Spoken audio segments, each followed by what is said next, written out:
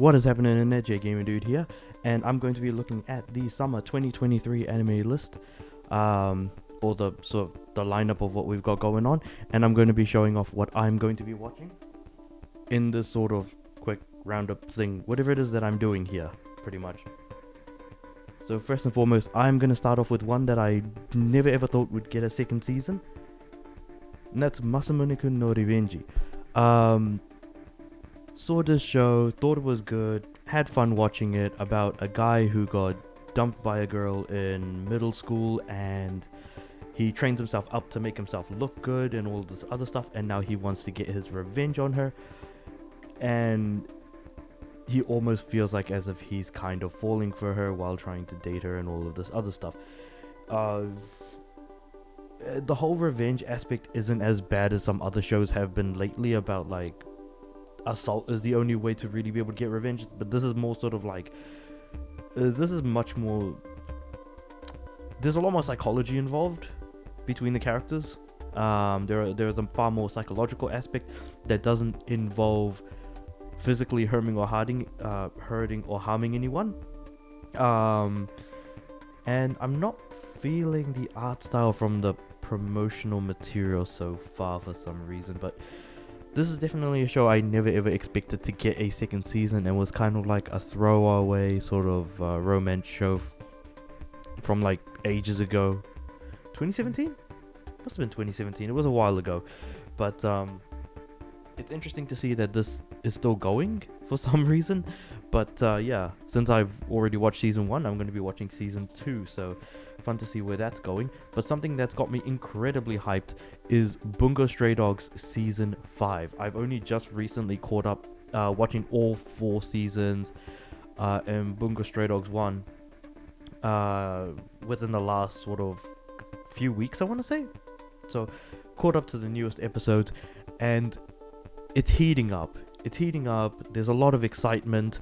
I don't want to spoil anything, but the last season was kind of like the way the season ended, there was going to have to be a season 5. They couldn't just leave it like that. We're at the precipice of pretty much a massive story. Like, it's a massive arc. There's a lot going on, and I'm not going to spoil anything, but it's just very, very exciting. So if you've seen the show, and if you're up to the newest episodes, you'll know exactly why. And it's only going for 11 episodes, which is actually kind of surprising. Usually the seasons are 12 episodes each, so going for only 11 this time, it'll be interesting to see how that goes along. But also season 4 aired at the beginning of this year, which I didn't realize, and that kind of shows why the animation is absolutely, absolutely very nice looking. Moving on to newer shows that are coming out, we've got Liar Liar. The only reason why I picked this is because it's got ecchi in the genre. I didn't really think too much into it, but it says here in the synopsis, at Academy Island, everything is settled through games waged for a certain number of stars, with the strongest students being granted the ranking of 7 stars. Hiroto, a transfer student, unexpectedly beats the strongest empress and becomes the pseudo-strongest in the school. A mind game of lies and bluffs begins. Okay, so I'm definitely getting vibes of, in no uncertain way, similar to that of Liar Game, except it's got more of it. Yeah, I'm pretty sure it's got ecchi in the genre, right? That's like the main thing it's got going for it. Yeah, genre just says ecchi. Yeah, and I guess that's really the main reason why I picked it. There's no rocket science behind it, to be completely honest, and if there was, we're probably thinking way too hard into it, but we'll see how this goes, because when I pick shows that are generally like, you know, marked as ecchi, they generally tend to be pretty alright as far as things go. I'm sure it's not going to be the main aspect of it, but let's just see how the psychological aspects sort of rank out in this whole sort of mind game setup that we've got going on here. It'll be interesting to see. We're looking forward to it. Next we have is Uchi no Kaisha no Chisai Senpai no Hanashi. So, My Tiny Senpai. This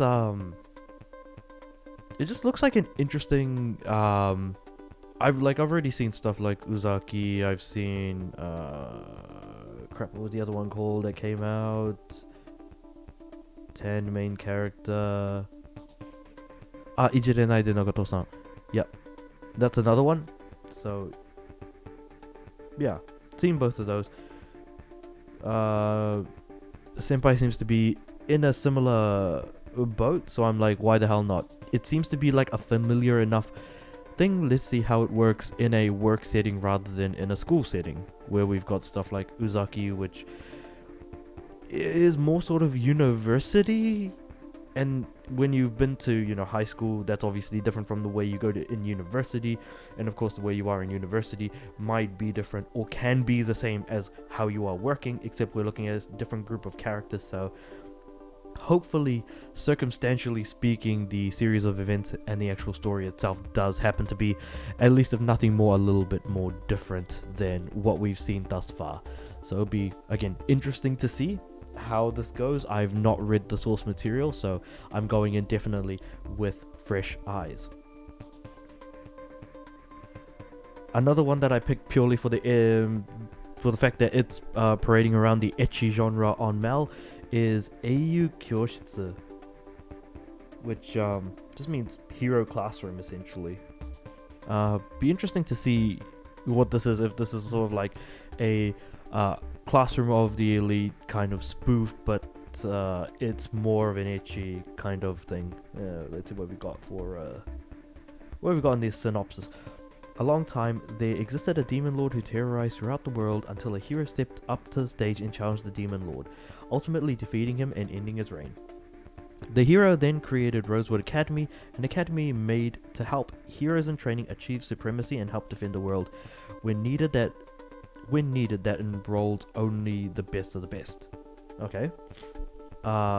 Enter Arnis Fleming, a girl with high sense of duty and a top student at the academy, hence receiving the alias Empress of Flames. Yeah, of Flames, who one day encounters the lively, carefree new transfer student Blade, a boy who seems equal to her in power, something that she finds really irritating. Arnis was then personally requested by the king to supervise and show Blade around the academy during his stay. The story follows the students' struggles in their quest to become heroes. Okay, so I was, with the whole Demon Lord thing, I was actually half scared it was going to be an isekai, because I'm trying to stay away from that, and I just picked these, like, handful of shows that I'm going to be watching in, like, a matter of a few minutes, being like, okay, what sticks out at me, what seems cool, and what do I already kind of know? You know, those three things. So, purely being the ecchi genre, I'm like, okay, I hope that it's also good, in addition to just having a good couple of juicy scenes in there. But we'll see. Again, the Demon Lord is the one who creates the academy, and then we've got a couple of students. The lady who is so honest in this case, kind of being jealous about a guy having sort of similar amounts of power, even though she's considered to be one of the best in the academy. So let's see how this goes. It can only go well. I feel like it definitely has the vibe of Yusha ga Shinda from this season that I've been watching, and I'm definitely going to be sharing my thoughts on all of those shows in a later video after I think Oshinoko finishes. But yeah, it definitely, so Eiyu Kyoshitsu definitely has the sort of Yusha ga Shinda vibe at the moment, and I really liked Yusha ga Shinda, so I'm hoping for sort of more of that. The next show that I'm only watching due to, I feel like, the fact that I've actually talked about this before, and I feel like I kind of owe myself to actually watching it rather than just dumping on it before I've even tried it, is Jidou Hanbai gi ni umare wo... God damn it, this name. Jidou Hanbai gi ni umare kawatta ore wa menkyou wo samayo. So, why did I say samyo? Samayo, yep. The vending machine isekai finally releases after what me talking to, like, I talked about it a while ago, and other YouTubers have also talked about it a decent amount of time ago. So yeah, I'm not looking forward to it. I've heard it's bland. I've read a little bit of it. It seemed very bland.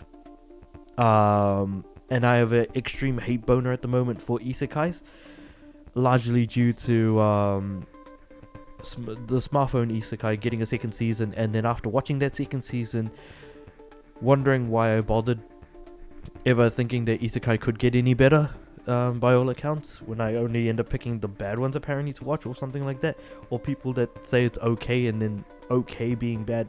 Yeah. Again, I'm going to be sharing my thoughts, but I'm shuddering at the thought of this. The only reason why I'm watching is because we're running out of ideas, and I want to see how bad it is, pretty much.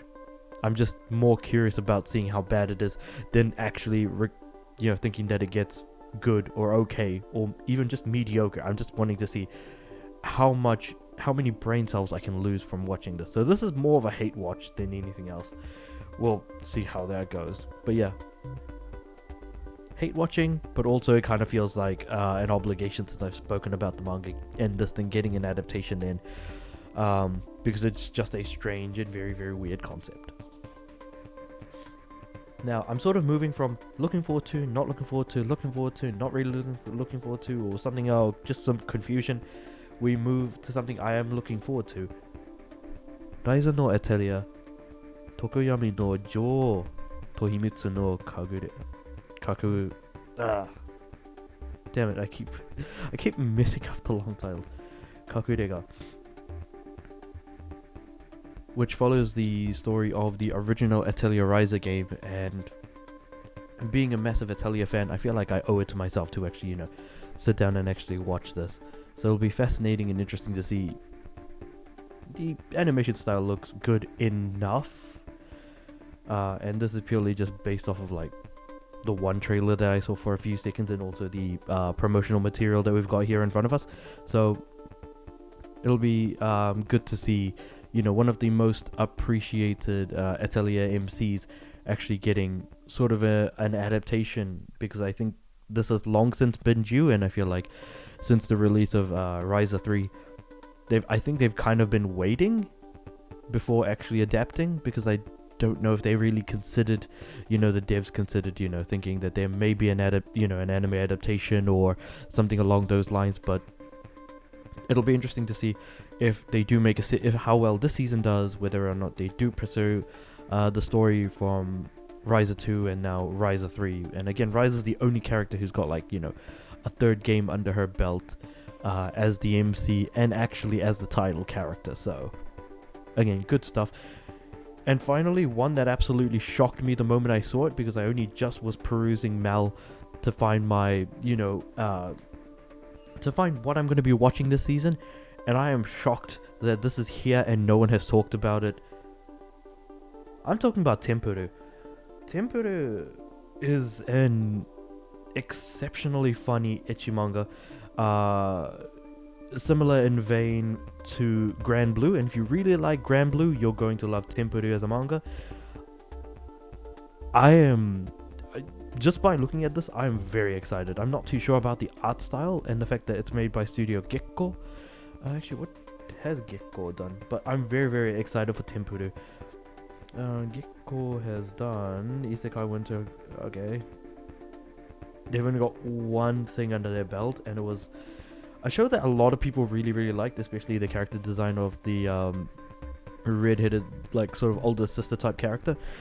So I'm very interested to see how they're going to be adapting Tempuru, and I don't know if Tempuru is also going to get a live action adaptation like Grand Blue did. Grand Blue's live action worked really well because it's just a slice of life about a university student, pretty much doing university student stuff, but also interested in stuff like diving and living at a beach sort of would you call it a beach store or something like that? No, like a store near the beach that sells stuff like diving equipment and scuba gear and all of the rest of it. So it's anyway, so Tempuru is different in the sense that the main character is pretty much going to a temple, hence the name Tempuru, and in order to kind of lose the ways of his degeneracy, essentially. So he's trying to rid himself of his degeneracy by going to a temple, only to realize that he didn't realize things might get a lot worse. So it'll be not a lot worse necessarily, but it isn't going to help much. So at the end of the day, it'll be interesting to see how this goes, this adaptation. I'm not too sure about it, but hopefully it's good, because I want it to be good, and this was announced and no one talked about it, so I'm kind of very surprised. But yeah, with all that said and done, that's kind of what I'm going to be watching this season. Let me know what you guys are going to be watching this season, and if there's anything that you guys are going to be watching that you think might be interesting that I could watch after the fact. Let me know in the comments below. And of course, like the video if you liked this type of content, and if you enjoy my content, you've watched a few videos, hell, if you've watched it up to this point, why not give us a subscription? Because that subscribe button is right there. It doesn't really cost you anything, and it really helps the channel, because it kind of reaches out to other people on the platform being like, hey, you like watching this type of content, how about this other channel that we've suggested for you? So that sort of thing, getting into the algorithm and all that. And with all that said and done, I'll see you guys next time.